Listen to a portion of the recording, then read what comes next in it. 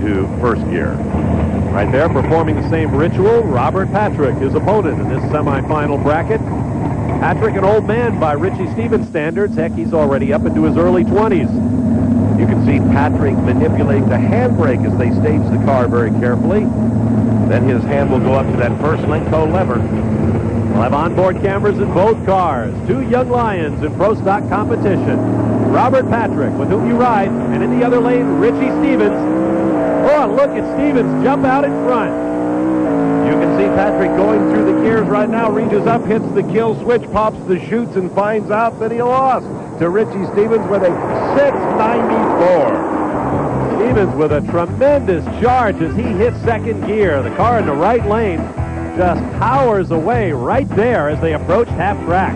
Stevens with a 4:39 reaction time, and the crew roots him on to victory. He goes to the finals.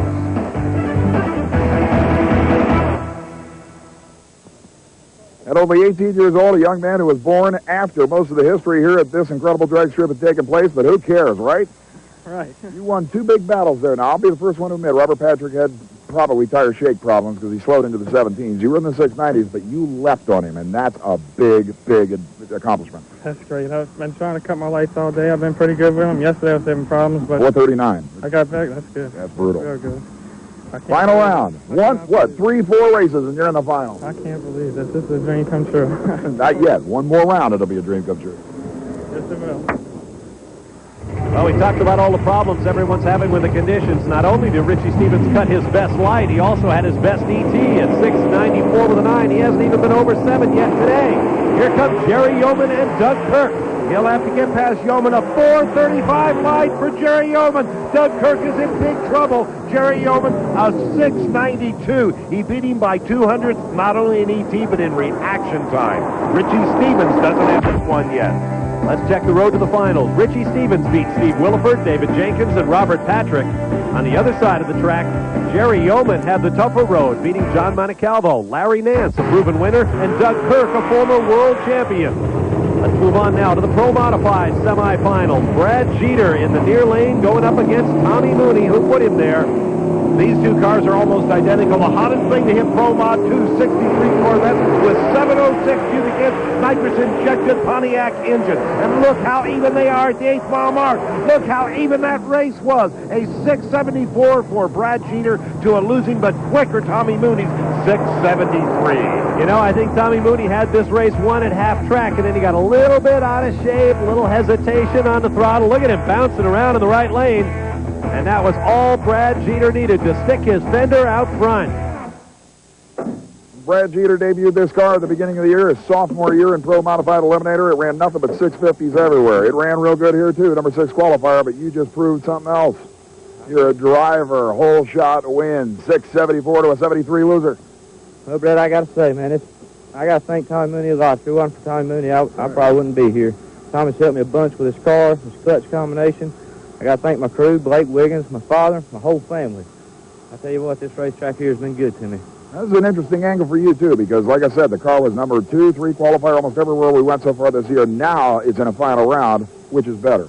Oh, yeah, Brad, I've been struggling with this clutch combination, and I've struggled all day today. I got lucky and got by the second round. I guess the good Lord's looking out for me. I got to thank ESPN, IHRA, and the good Lord. One more to go, buddy. Thank you. What a victory it would be for Brad Jeter. Now, notice all the smoke coming from Steve Johnson's 57 Chevy Bel Air.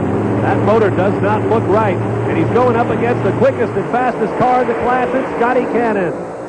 Steve Johnson turns on the red light, had nothing to lose, took a shot on the tree, and that's why. But look, smoke pouring out of Scotty Cannon's red Mater. He may be in trouble going into the final. A 668 ET, though.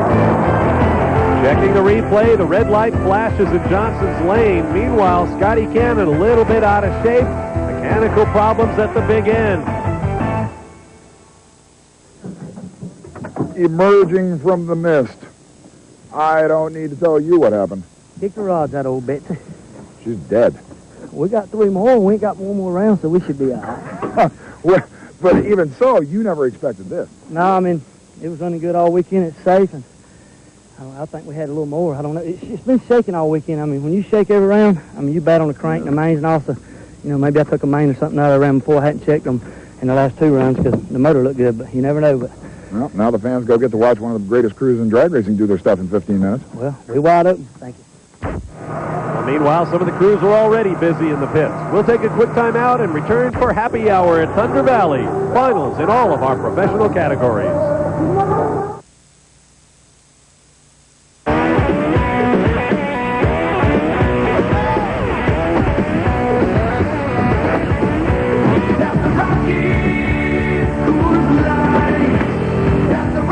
Coors Light, the silver bullet. It's shipped cold to tap the clean taste of the Rockies.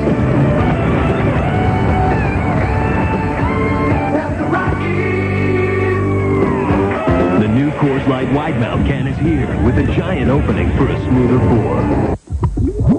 If more top mechanics use one motor oil over any other brand in their own cars and trucks, maybe it's time you changed your oil.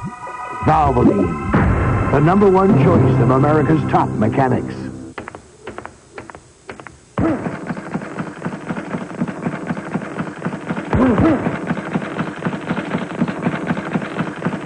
You're right. What you do is take the body out and the head's going to fall.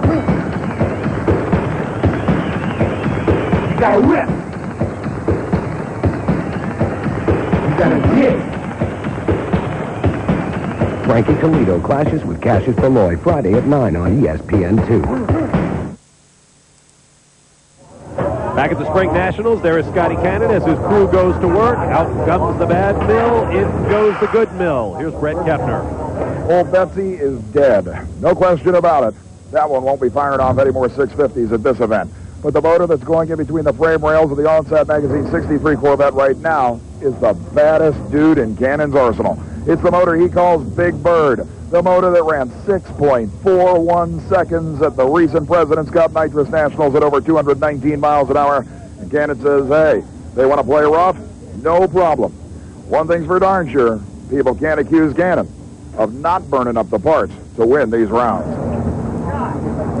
All right, thanks, Brett. Meanwhile, burnouts are complete for our Top Fuel final. There is Bruce Litton in his first ever final in the class.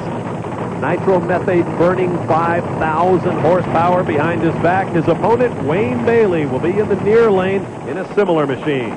This is going to be the clutch setters race right here. This track is going away. You can't pay any attention to previous ETs, and right there it is. Up in smoke goes Bruce Litton. Wayne Bailey will cruise into the victory with a 564. He slows down every round and wins the race.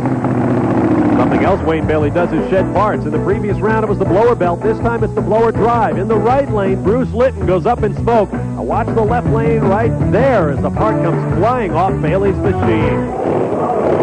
We move on to Alcohol Funny Car. This is Jim Lake, who was to have a matchup with Jimmy Rector, a rematch, if you will, from our season-opening Winter Nationals. But problems for Rector means he is pushed away. It is Lake who will solo to the victory. Total and complete domination of this class this year.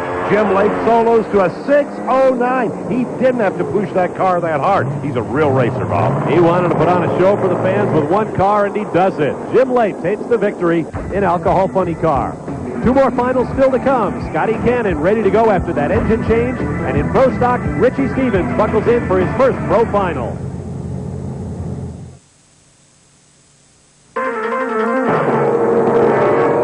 Oh no, the Mach 5 has been sabotaged. Speed, if you don't win, we could lose everything. Here's Speed. Huh? The Volkswagen GTI. Faster Speed! Look out! This GTI is amazing, and it's got room for 4. On the road of life, there are passengers, and there are drivers. Have you ever considered a career as a commercial diver? If so, there's no better school to give you the training than Divers Institute of Technology. Whether it's working on offshore oil, underwater construction, raising sunken vessels in a salvage job, or doing hull repair, Divers Institute of Technology has the staff, the equipment, and the location to offer real open water training. Divers Institute of Technology. Call today to start your career as a commercial diver.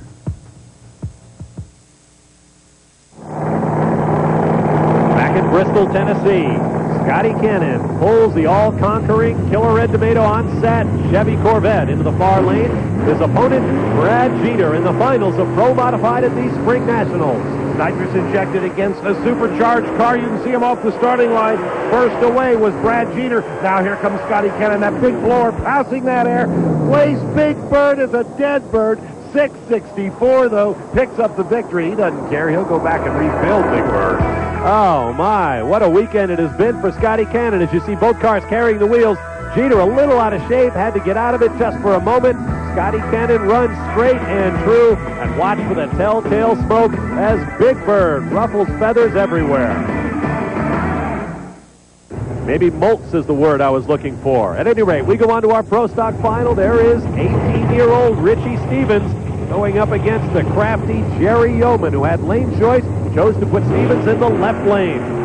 Watch how busy Richie Stevens is in that cockpit. Now you'll notice that leg after it comes off of the clutch pedal. He misses the parachute, but now opens it. It appears as though Jerry Yeoman wins, but no. Let's go back and look up at the starting line, and you'll see Jerry Yeoman made a big mistake. It's called a red light. Richie Stevens wins his first ever IHRA National Championship event. Watch the cars as they come down. Now Richie Stevens pulling way over along that side disqualification line. Did he touch it? No, he did not. Goes across the finish line and picks up the victory. Had he touched that line, he'd have lost. I don't know if Richie Stevens had the presence of mind in his first national event final to realize it, but we just now are being told that you are the winner because they had to check to see if you crossed the outer boundary after Jerry Yeoman went red. The car was way over there. I don't know what happened. I think I hit they had a bump in the left-hand lane that they told me about the other day, and I completely forgot about it. And I hit it, I guess. It was within inches, and like I said, it was a delayed decision, but it's official. You're a Pro Stock National Event winner at 18. It's a great feeling. I can't believe it. I got to thank Mr. Roy, Miss Cassie, the crew, my mom, my dad, DuPont, Castro, Ford, everybody else who's helped. It's been great. There aren't many 18-year-olds in the world that can say this, buddy. It's great. Great job. Thank you. And putting icing on the cake, Richie Stevens' reaction time, 4:06. Let's take a look at the points, Ted. All right, let's begin with top fuel, and you'll see what a battle it is. Only 30 points between first and second place. This one is going to come down to the wire. Jerry Yeoman picks up a commanding lead over Robert Patrick in Pro Stock, and in Pro Modified, Scotty Cannon, and Scotty Cannon. Alcohol Funny Car, only 20 points different between first and second. It's going to be a great season, and we hope you'll be with us every step of the way. Our ESPN2 coverage has been brought to you by Meguiar's Car Care Products. Meguiar's for that brilliant finish. Our next stop will be the Empire Nationals in upstate New York. I'm Bob Barsha for Ted Jones and Brett Kepner. So long, everyone.